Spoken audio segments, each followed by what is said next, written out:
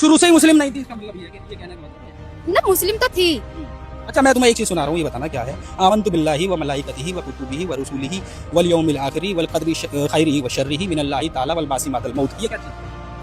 अस्सलाम वालेकुम रहमतुल्लाह। दोस्तों, क्या आपने भी मुस्लिम लड़कियों को, मुस्लिम औरतों को बुर्का पहनकर कावड़ उठाते हुए देखा? आपने वो वीडियो ज़रूर देखी होगी कि कुछ मुस्लिम लड़कियां, कुछ मुस्लिम औरतें बुर्का पहनी हुई हैं और वो कावड़ उठा रही हैं और मुसलमानों को और इस्लाम को गालियां दे रही हैं और मुस्लिम लड़कियों को भी इस चीज़ में शामिल होने की वो दावत दे रही है। मैं यही संदेश देना चाहती हूँ, जितनी भी बहनें हमारी मुस्लिम धर्म में हैं, अगर वो आना चाहती है सनातन धर्म में तो वो आ सकती हैं, क्योंकि सनातन धर्म में महिला को बहुत इज्जत और सम्मान मिलती है, जीने का अधिकार मिलता है। सनातन धर्म एक ऐसा धर्म है दुनिया के अंदर जो कि बहुत शांति से जीता है इंसान।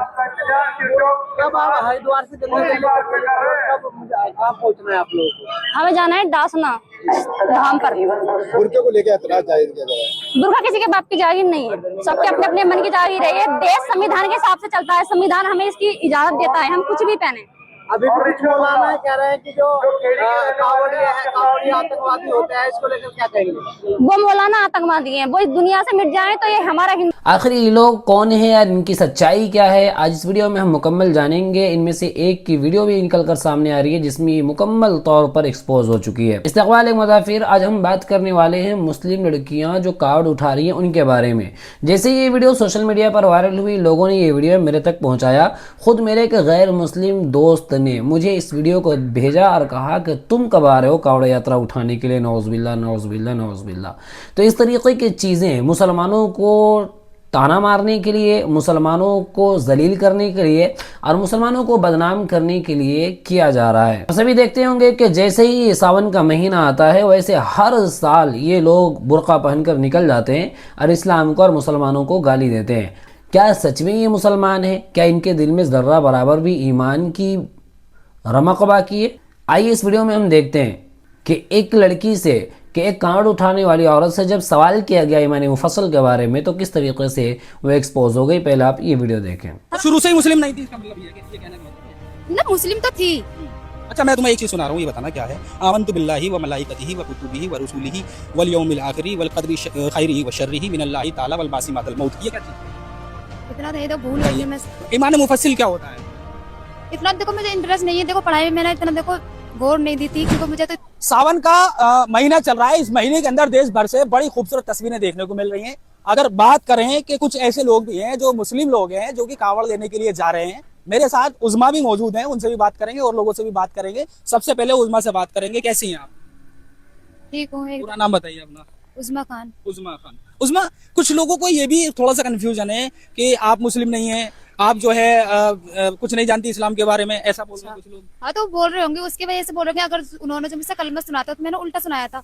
इन लोगों को ये नहीं पता कि इन लोगों को इनका जवाब दिया। देखो ये मदरसे में बैठे रहते हैं, मदरसे में बैठे खुद ये मदरसे साहब उल्टी पढ़ाई पढ़ाते, तो इनको उल्टा ही तो जवाब दिया जाएगा, सीधा कैसे दिया जाएगा ये बताओ। अच्छा, वैसे तुम्हें याद है ना कलमा वगैरह तो याद? छोटा सा ये किसको याद नहीं रहेगा ये बताओ। अच्छा तो सुनाओ ना, कैमरे पर सुना दो। हाँ मैं सुना रही हूँ। दे दो।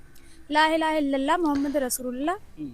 ये पहला कलमा हो गया है ना। अच्छा चलो 2-3 सवाल और हैं, उन सवालों को और हम करेंगे जिनको लोगों को साबित हो जाए कि आप जो है मुस्लिम हैं। पता चलना चाहिए लोगों को, हमारे देश की खूबसूरती की तस्वीर भी लोगों के सामने जानी चाहिए। ईमान मुफस्सिल क्या होता है? इतना देखो मुझे इंटरेस्ट नहीं है, देखो पढ़ाई में मैंने इतना देखो गौर नहीं दी थी, क्योंकि मुझे तो इतना ध्यान था बस सनातन धर्म में भी जाना है, ना ही मुझे इतना इंटरेस्ट इस पढ़ाई में। ईमान मुफस्सिल का भी नहीं दिया। ईमान मुफस्सिल नहीं पता। नहीं इतना। अच्छा ये बताओ, चलो उसे भी खत्म करो। ऐसी कौन सी चीजें हैं साथ इस्लाम के अंदर, अगर कोई मुसलमान अपने आप को मुसलमान कराए और उन चीजों पे ईमान न लाए तब भी मुसलमान नहीं है वो? तो मैं तो हुई ये बताओ, जब उसको मैं मानती ही नहीं हूँ तो हूँ मैं तो देखो अपने सनातन धर्म को मानती हूँ, मैं उन चीज को बिल्कुल नहीं मानती, ना ही मैंने देखो उन पे इतना गौर दिया। जब आप मुस्लिम थी कितना टाइम हो गया सनातन धर्म में आए हुए?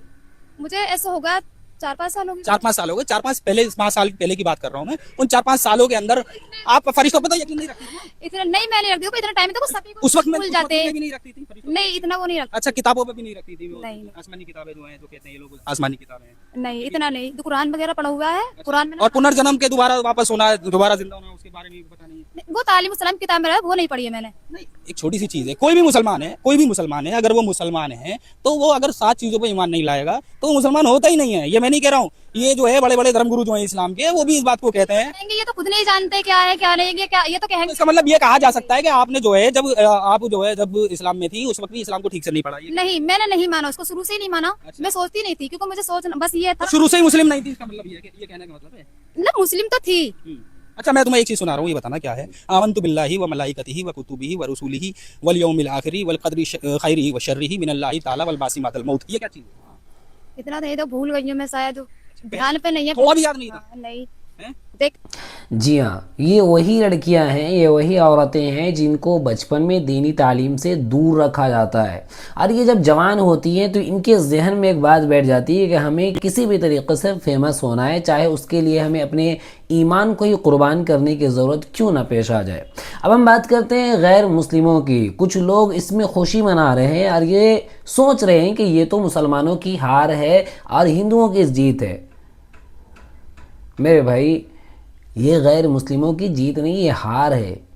ये उनके धर्म पर एक चोट पहुंचाना है कि देखो, एक बुर्का पहने हुई औरत तुम्हारा कावड़ उठा रही है, इससे तुम्हारा कावड़ खंडित नहीं होता। अगर कोई मामूली इंसान, कोई नॉर्मल इंसान टोपी पहन के तुम्हारे मंदिर चला जाए या बुर्का पहन कर तुम्हारे मंदिर में चला जाए या मंदिर के आसपास चले जाए तो तुम्हारी भावनाएं आहत हो जाती है। तुम सोशल मीडिया पर आग बबूले हो जाते हो और गाली गलौज और मारपीट पर आ जाते हो। लेकिन आज तुम्हारे अंदर घुसकर ये नाम निहाद मुस्लिम लड़कियां, मुस्लिम औरतें कांवड़ उठा रही है और उसमें तुम्हें खुशी महसूस हो रही है। ये तुम्हारे दिमाग के इलाज की ज़रूरत है, जो मुसलमानों के नफ़रत में गलीज़ तरीन हो चुका है। और उसको सोचने समझने के उसके अंदर जो अल्लाह ने मादा रखा है वो मादा तुम्हारे अंदर ख़त्म हो चुका है। बाकी ऐसी औरतें जो ये सोचती है कि इस तरीके की हरकत करने से उन्हें फेम मिलेगा और मुसलमान बदनाम होंगे, तो याद रखना, व तुइज़्ज़ु मन तशा व तुज़िल्लु मन तशा और वलिल्लाहिल इज़्ज़तु व लिरसूलिही व लिलमुमिनीन, कि इज़्ज़त मुसलमानों के लिए अल्लाह ने रखी है। तुम इस तरीके से मुसलमानों को बदनाम नहीं कर सकते। इस पूरे मामले में आपकी क्या राय है? आपको क्या लगता है कि इस तरीके की हरकत क्यों करते हैं? अपनी राय का इज़हार कमेंट बॉक्स में ज़रूर करें। इंशाल्लाह फिर मुलाकात होगी अगली वीडियो पर। तब तक के लिए अस्सलामु अलैकुम व रहमतुल्लाह। अल्लाह हाफ़िज़।